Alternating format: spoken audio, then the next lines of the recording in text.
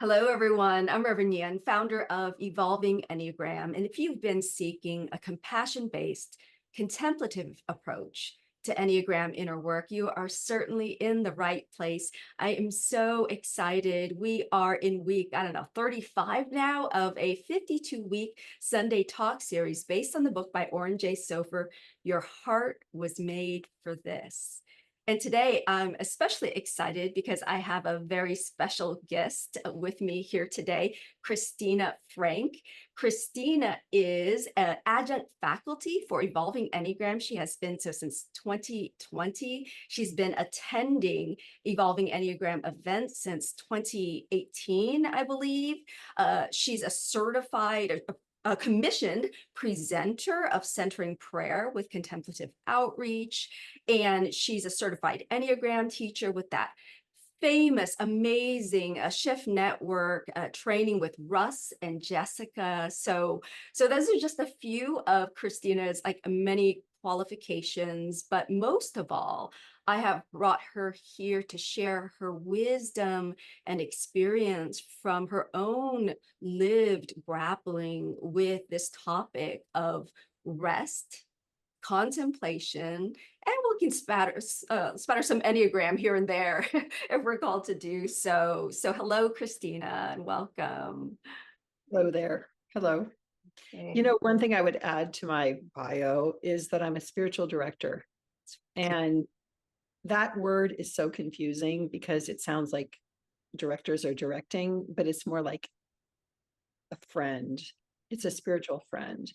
And it is one of my deepest joys to accompany people on their journey when they go into the depths of who they truly are.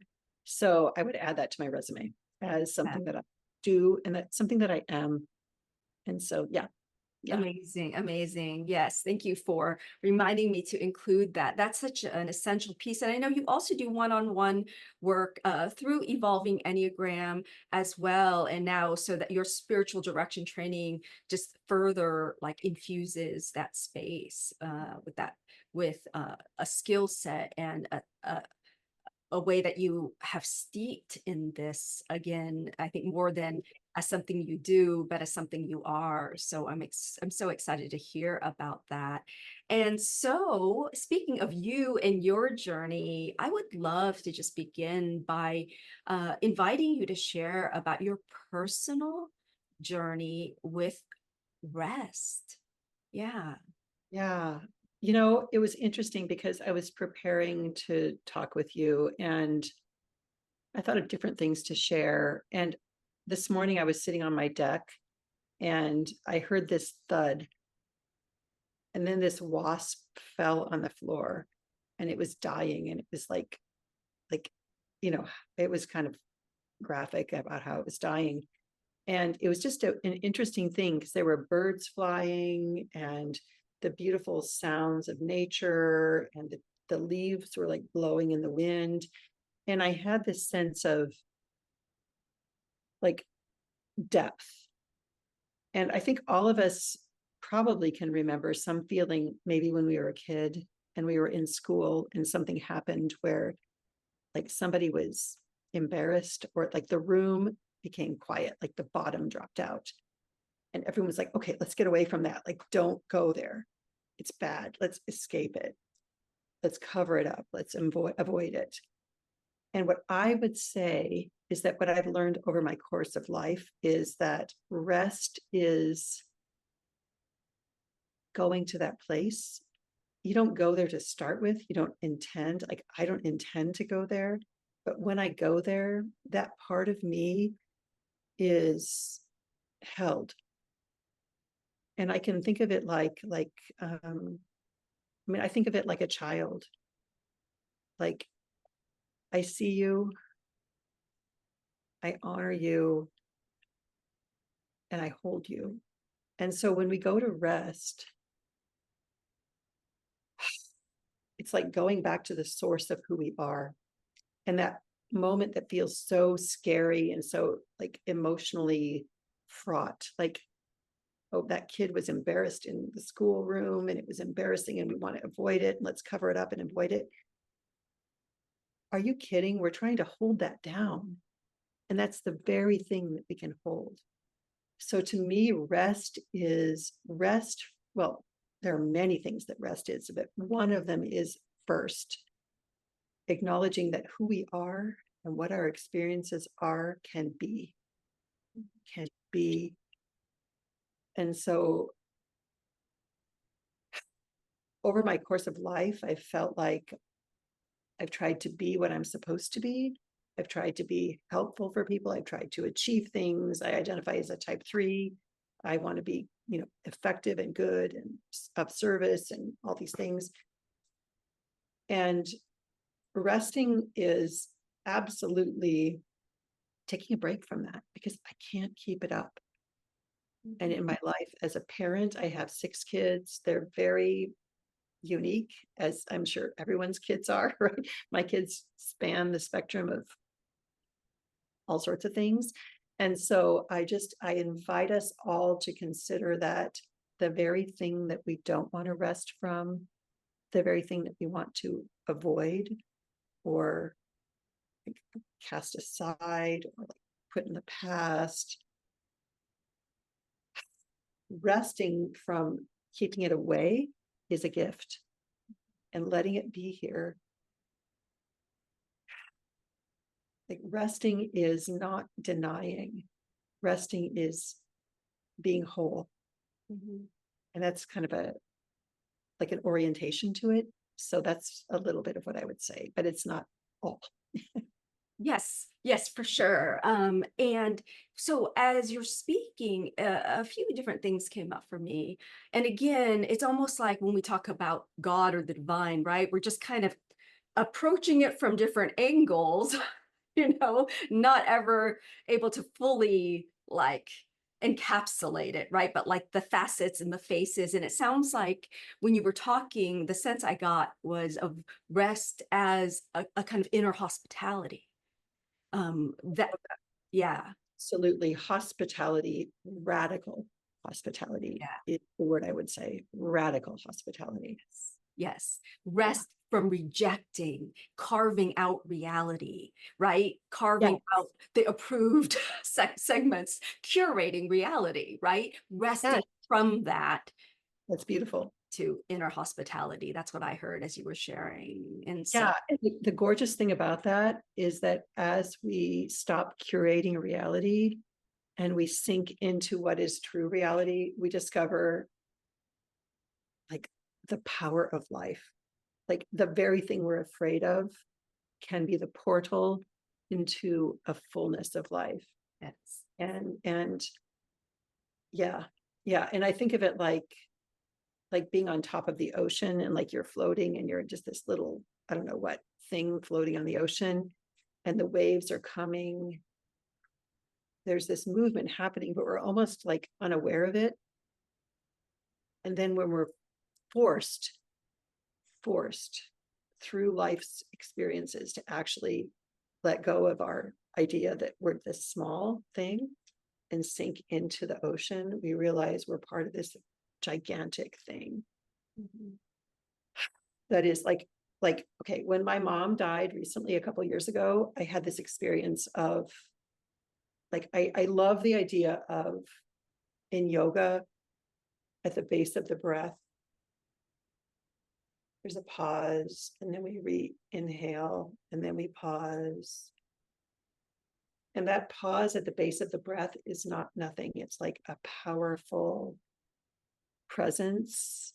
And I remember reading something by Cynthia Bourgeault. She was talking about Thomas Keating's final poetry that he wrote. And the idea was silence isn't nothing. Silence has heft and lean into it, and it leans back. And so when we lean into that silence, we allow it to be present.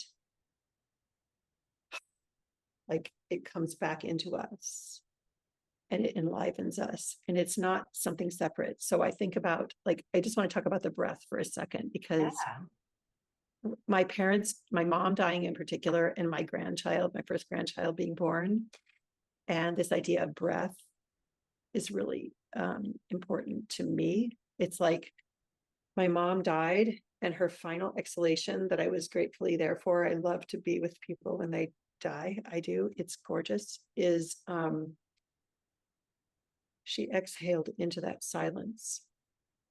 And that silence is like, you can feel it. It's like, it's palpable. And then my grandson was born, and his first breath was like, he received it. And the key word there is receive. To me, the key word is received. Like he was inhaled, like a bellows, like it was.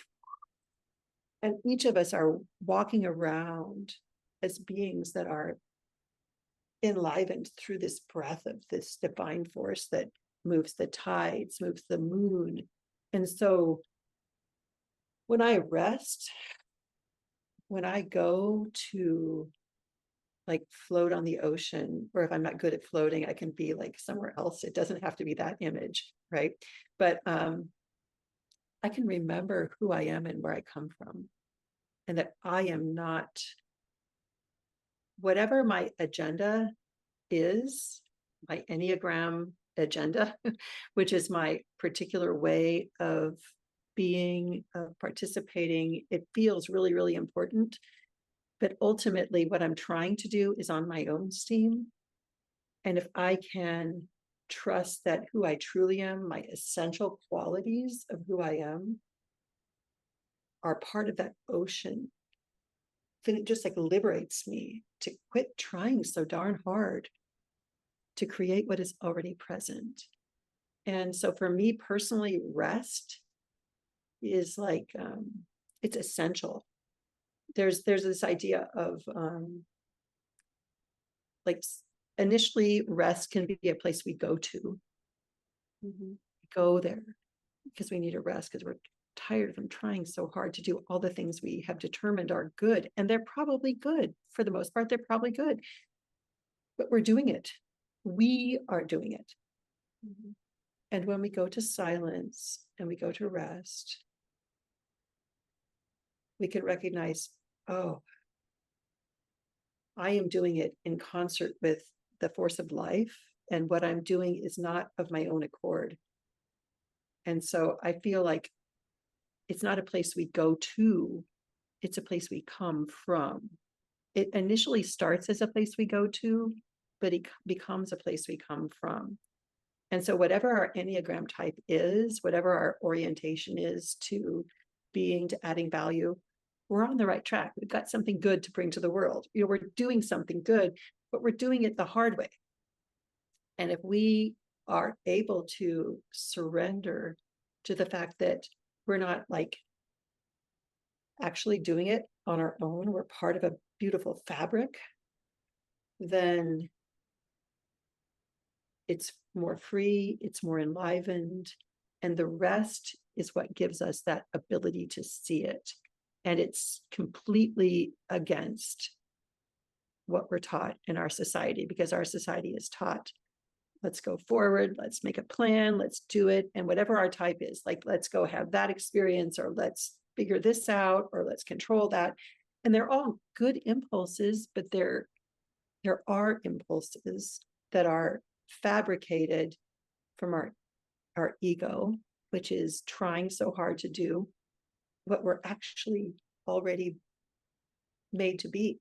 And so if we can rest, we can tune into that, what we're already being, and just bring it forth with much less effort and much more effectiveness.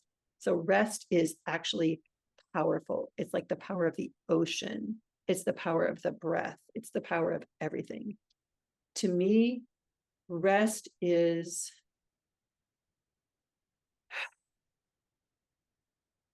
I get off track if I don't rest. And I don't mean rest like escape and go take a nap, although that's important, but I mean like rest in what is bigger than me. It's a short, it's kind of long, but short. Yeah. Yes. So there are a few things I want to come back to in what you shared.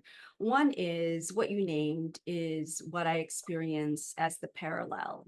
And I actually heard it through Cynthia Bourgeault. So now I'm forgetting if it was Thomas Merton or Father Thomas Keating. So please forgive me, the Thomases out there.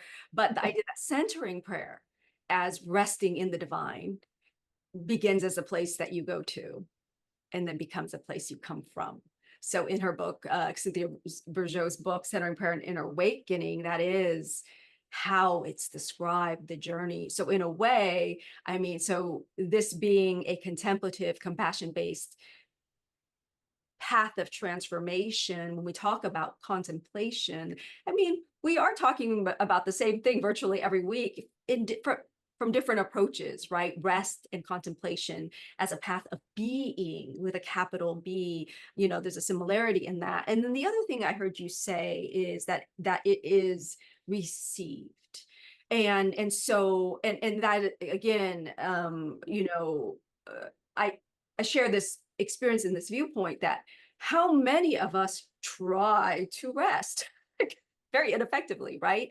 And yet there is some effort, just like the effort to go sit in a centering prayer sit, right? So I want to talk a little bit more about like, what is the effort? What is our role in it? So there's an active role, but there is a passive receiving role in it, right? So there's this surrender piece in it as well. So those two things, I think. And then the third thing that I want to name in what you shared is, holy moly, I didn't share from the very beginning that you have, I was like, I can't even keep track how many kids you have. 6 is so, you know, and just to share with folks, because there's a beauty to the analogy you're using in that holding, where I could just see the mama Kristina in there, and now the grandma Kristina in there. And I don't know if you have a special grandma name yet.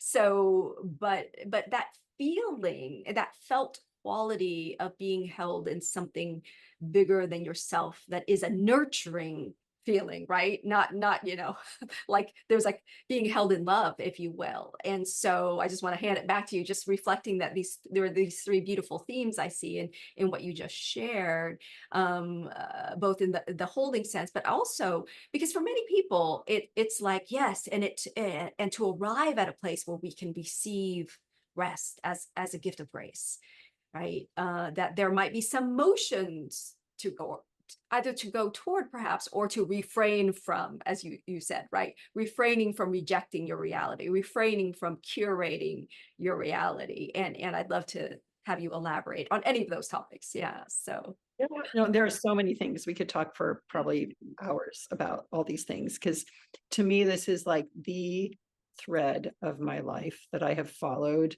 over time. And I will just say that I was sitting on the deck of my daughter's home, and she lives on this horse farm. She doesn't own the horse farm, but she was there in this log cabin that they live in. And I was on the deck. My first grandson was like less than 2 days old, and they were home from the hospital. So this new being, like, you know how they're so little. And the fireflies were like lighting up. It was in the middle of the night. It was like 2 or 3 in the morning. There were stars in the sky. There were all these trees. There were these horses going like how horses do. And my mother, who recently passed, was really a horse person. And so there was this like beautiful sense of it, of like, okay, there's something bigger than me holding this child. It's not just me. I didn't this child is here. And I think if all of us can remember that when we rest,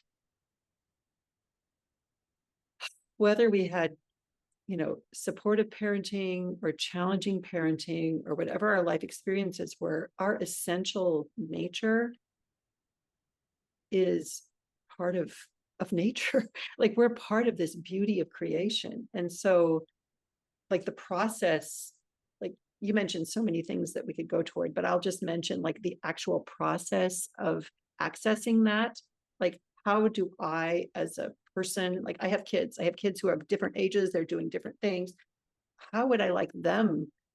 If I could possibly infuse something for them, it would be pause and receive the breath. Like, I'm not breathing, I'm being breathed. If my kids could experience for a moment the truth of what's happening, that they're being breathed, enlivened, inspired, and then when they exhale, like the thing I love, my own personal prayer is that when I exhale, I allow it to be like an ember in myself that is breathes alive. It's like, when you blow on a fire, like it's almost going out and you blow on, it's like, Yes. you grow. And so when we go into our practice as people who are curious in the spiritual journey, and we're entering, centering prayer and the Enneagram practice, I would say, first of all, prayer is a word that is fraught. Not everybody likes to pray. Like, pray is a word that's like, I come from a Catholic background, and I mean Catholic in universal and open, but prayer is not a word that's comfortable to everyone. So I would say more like a being prayer, a being practice. I'm tuning in with who I am. And so when we go to the silence, when we go to rest, we're not trying to do something. We're not like, I'm going to be better. I really, really tried to be better in my spiritual practice. I was like, I'm going to go to centering prayer and I'm going to be better. And God is going to fix me and I'm going to be better. And that did not work. But when I learned to rest and to trust that whatever needed to happen would happen, like all the barriers to being who I truly am began to evaporate. And I just want to say one more thing, and then I'll turn it back over to Nhien because I'm going all over the place. But the child that I was holding, he's so pure and so truly who he is as a presence in the universe, as a participant in the universe. And my hope for him is that he will be who he is. Like, and what happens is there are all these things that happen that kind of constrain us. And it's different experience for different Enneagram types, different orientations that we each come into the world with. But the practice of trusting that who we truly are is really worthy or worth the effort is not unique. It's universal. It's universal for every Enneagram type. And so regardless of your type, regardless of the particular boogeymen that pull us away, simple effort is simply to rest in that breath that gives us life in the first place. This breath is creating the universe every moment. This breath is creating the tide, the moon, the stars, like rap, right? Like classical music. Like, we do not have to worry about it. We just need to join in the dance. And so our work is to rest. And the rest is the hardest thing. That's the poem from Hafiz. Your separation from God is the hardest work. Yes. And like, when we go to rest, when we go to silence, we're going to the source of who we are. And it's against it's hard, but it's worth it. Again. That's the message, everybody. It is worth it. Okay. It's worth it. It is. It's totally, you get to the point where you have to. If you don't get there voluntarily, you will get through life forcing you. Yeah. It will happen. It will happen. Not speaking from personal experience or anything, right, Kristina? Oh, completely personal experience. Yes, that I feel you. If I don't do that, it will. I had to. I had to. I had to die. So yes. Okay. So much here. But keeping us kind of focused, reasonably focused. You mentioned the Enneagram. So, this is an Enneagram channel. We don't, of course, everybody here knows, if you've been with me for a while, the Enneagram is the map. The map is not the territory. Fundamentally, we want to talk about the territory of our lives, like our spiritual beings, right? And yes, I can hear, even as Kristina sharing, and I can hear the bias that is both of our bias in threeness, even though we have different subtypes, about worth and value and hard work moving into these notions of worth. But one of the things the Enneagram has taught me is that my sacred rest might look very different from someone of another type. Like I just assume everybody worried about their worthiness. And to find that some people in the head types are like, no, I just want to feel safe. Yeah. Worthy. I just assume I am. I'm like, what? How can this be? And just understanding, oh, safety. And I know you and I have talked about Father Keating's emotional programs for happiness, and even just seeing around how much the heart types are related to identity, which relate to worth. And so so the striving can relate to the ways we curate or cultivate identity in 3 different ways, right? And then the head types differently around what we have, right? Security, or insecurity, or certainty, if it's not material, And then in the body types, this may sound 3-ish, but it's actually a little bit different. Like the spatial impact is almost like my place in belonging in the scheme of things, So I've seen that what each number feels it needs to refrain from can be different. And I'd love for you to speak to that, if you're called to at all, to just touch on that as we come to a close here. Yeah. Absolutely. So Keating was a psychologist. He had a degree in psychology, and he talked about the programs for happiness, which I was so happy to learn correlate to the Enneagram beautifully. So he has 3 programs for happiness: safety, power, and esteem. And so safety would correlate to types 5, 6, and 7, or safety and security. Power and control relate to types 8, 9, and 1. And then esteem and affection relate to types 2, 3, and 4. So all of us have a particular program for happiness that we're kind of addicted to. All of them are necessary. Like that little baby I was holding, he needed all of them.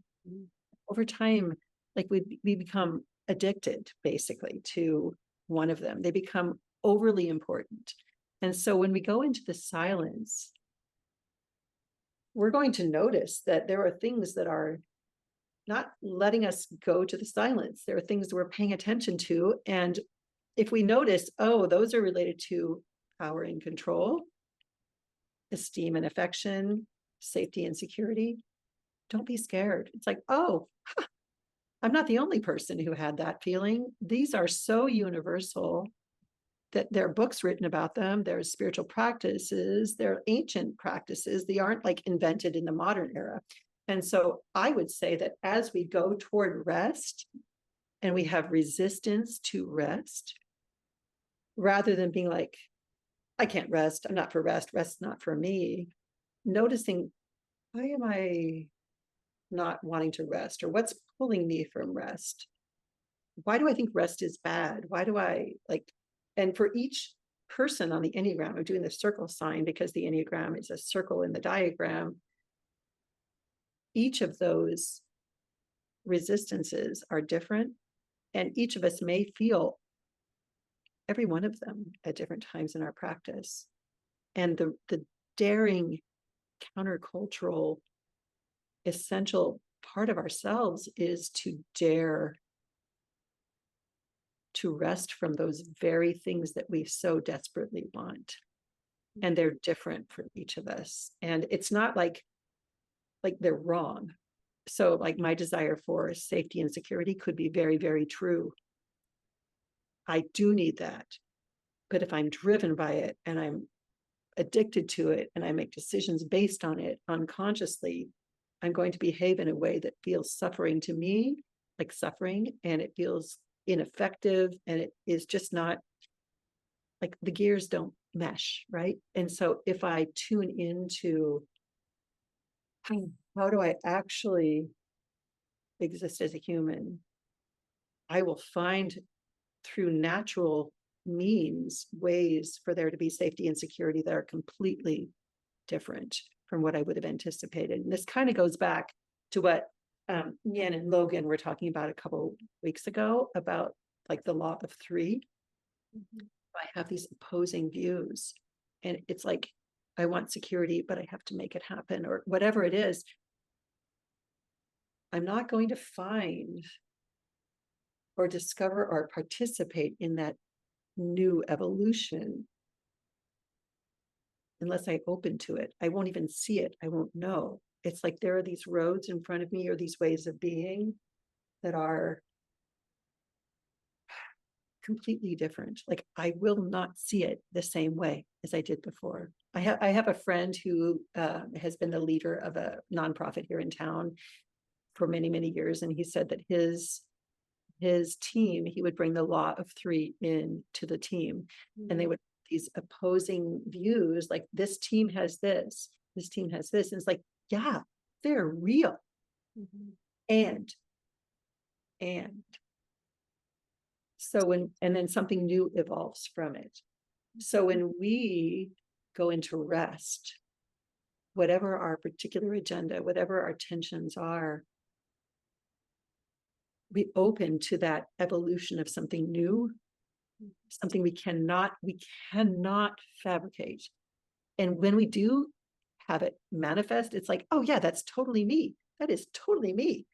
But we couldn't have made it happen without resting. And so the invitation to rest for every single Enneagram type, in my opinion, is profound, because I think it was Einstein who said, you cannot, what is the quote? You cannot change the world with the same thinking that created. You can't change something with the same thinking that created whatever it was. It's not the right quote, but it's along those lines. The way I think is not bad, but it's not sufficient. It's not whole. And so if I could just rest to open to what else I'm capable of, it's like a flower unfolding. And that's what it feels like. And it happens in secret, in silence. Like Jesus kind of talked about going to the inner room and what happens in silence.